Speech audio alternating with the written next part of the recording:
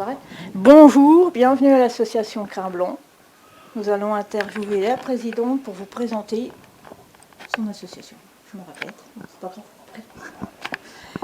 Donc, la première question, bonjour, comment vous appelez-vous?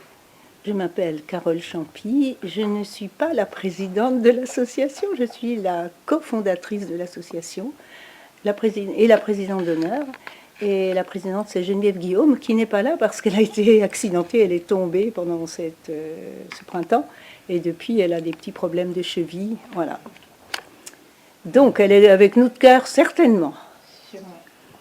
Donc, on va parler des débuts de l'association. Oui. En quelle année ça a été créé?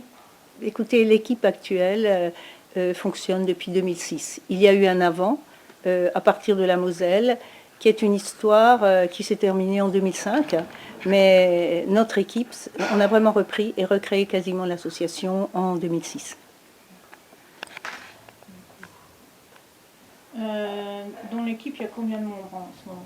Ben, écoutez, nous avons donc une présidente, nous avons 2 secrétaires adjoints, nous avons une trésorière.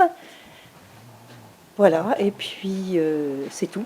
Au bureau, si vous voulez. Hein. Le bureau au sens strict, c'est ça. Donc un trésorier, il faut un trésorier, de toute façon une trésorière en l'occurrence. Un président, bien sûr, c'est une présidente.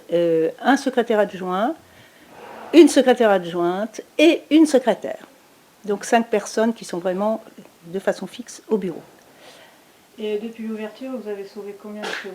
Depuis l'ouverture, mon Dieu, comment dire? On me demande souvent cette chose-là. C'est incontable, si j'ose dire, parce que, je ne sais pas, peut-être 200, je ne sais pas. Nous avons une capacité de, ici, 18 chevaux, mais il fut un temps où l'ancienne écurie, nous avions 26 chevaux. Voilà, bon, ça vous dit un petit peu ce que ça peut être depuis l'an 2000, quasiment l'an 2006, en 20 ans. Le sauvetage qui vous a le plus marqué? Le sauvetage qui m'a le plus marqué.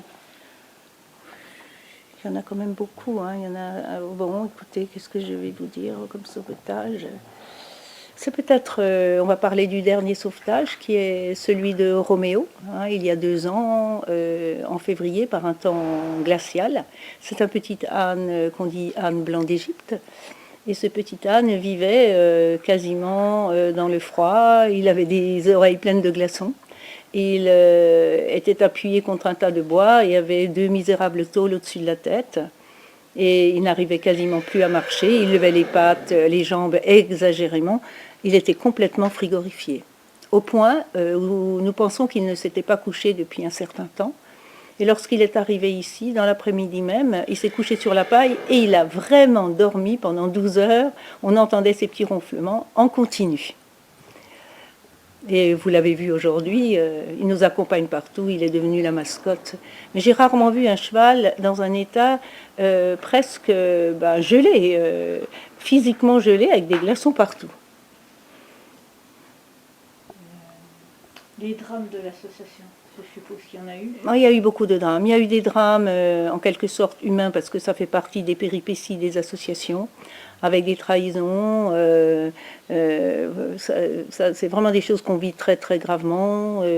Et puis un incendie énorme en 2012 qui a ravagé complètement l'ancienne structure. Et là nous étions avec une vingtaine de chevaux, avec plus rien, des ruines fumantes. Et heureusement, nous avions une carrière. Des amis nous ont prêté très rapidement des box démontables. Et on a tenu le coup pendant pratiquement 2 ans pour la reconstruction. Nous sommes nés, ce fut une renaissance de nos cendres, voilà, absolument comme le mythe en question. Après les drames, les bonheurs. Les bonheurs, il y en a tous les jours, parce que le bonheur, c'est de voir un cheval qui vient à vous dans le parc. Le bonheur, c'est de voir qu'un cheval qui s'est trouvé pas bien pendant un certain temps, contre toute attente, au lieu de continuer à baisser, se met à renaître d'une certaine manière. Oui, ce sont des bonheurs quotidiens, en fait. Et c'est aussi pouvoir offrir, quand on a eu un décès, ce qui est une tristesse, une séparation, mais qui nous laisse aussi le cœur en paix parce qu'on a fait jusqu'au bout ce qu'on pouvait faire pour le cheval. Ça nous permet d'offrir à un nouvel arrivant une nouvelle chance aussi. Voilà. En ce moment, on attend justement que soit transportable une jument qui est aveugle quelque part en Meurthe-et-Moselle. Est-ce que l'asso c'est des projets? Salut.